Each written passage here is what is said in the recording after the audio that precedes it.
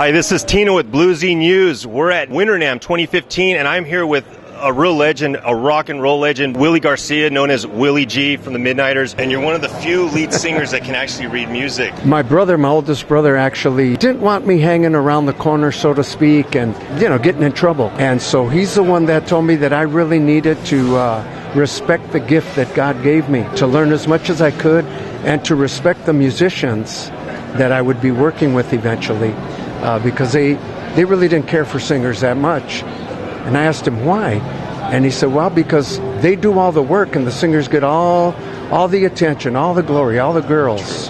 And so that just piqued my interest even that much more. Then 1964 comes along, Midniters, October 18th, I want to say. That's correct. You recorded Land of a Thousand Dances at ELAC, East LA Junior College at the time, right? That's right, that's right. I saw a picture of that. How old were you? I had just turned 18 years old.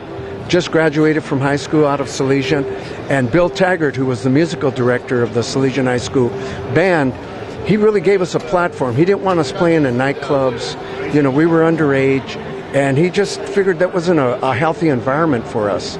So he's the one that initiated. He didn't call them Battle of the Bands. A lot of people refer to them as Battle of the Band. He called them rock and roll shows. He wanted it to be a healthy competition amongst the bands. And it did. It was a great platform for us. We recorded our first hit single at one of those shows. And I would say you and Lalo Guerrero were probably the two most important artists for the Latino community. I don't think just in Los Angeles. I think in rock and roll, probably all over the U.S. Yeah, Lalo for sure. I mean, he crossed the boundaries. It wasn't just Mexican music. He actually had a large English and Anglo audience that really appreciated what he did. He was quite an entrepreneur. He was on the Liberty label, and so that put him all over the world. That was international. And then he had a nice little dinner club there in East LA on Eastern and it was Brooklyn Avenue at the time, right, before César Chávez. Right. Yeah. And that was just a great place, and he gave a lot of young artists opportunities to sing off of that stage and perform. Now with a career of 52 plus years, the movie is being made. Right. Tell us about it. Well, we're working on that. We're in the works for a director, Richard Rodriguez. We're talking with him about it. And of course, Edward James Olmos will be involved in some capacity. David Hidalgo from Los Lobos is going to assist us with the soundtrack. And I'm just excited about it.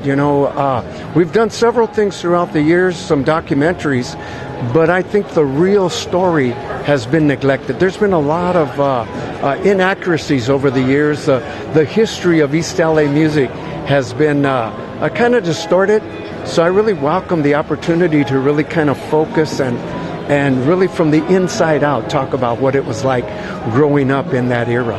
Nice. And Jacob, you play drums. You're a drummer. Yeah, drummer and singer. Talk a little bit. You're here at Winter NAMM 2015. You are here because of your endorsement with a cymbal? Correct, yeah. Soul Tone Cymbals. They're based out of Encino. Great company. Great backing. They support what I do as a drummer who's venturing off to try and sing at the same time. But they support me and help me along the way and provide me with so much. And how long have you been playing drums, and why did you pick up drums? I've been playing drums probably seriously about 16 years. I guess it was the pots and pans getting banged up that started it back in the day. And I guess come junior high around 6th, 7th grade, I got together with Pop and said, you know what, let me actually learn what I'm interested in and take some lessons and educate myself. And I had a great teacher who just guided the creativity that I had to learn certain styles and different things like that, and sent me on my way.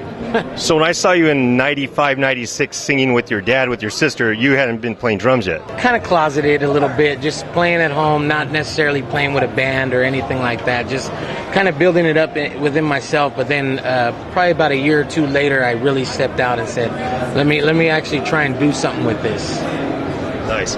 Well, it's a pleasure to meet both of you. I grew up with a brother who went to Salesian, so in my household, we were definitely taught who the Midniters were, the Midniters. My mom has two favorite singers. She's 86 years old. She'll be 87. Her two favorite singers are Willie G and Frank Sinatra. Oh my God. So thank you so much. God bless her. Thank you, Tino. Take care. Appreciate the time. This is Tino from Winter NAMM 2015, Bluesy News.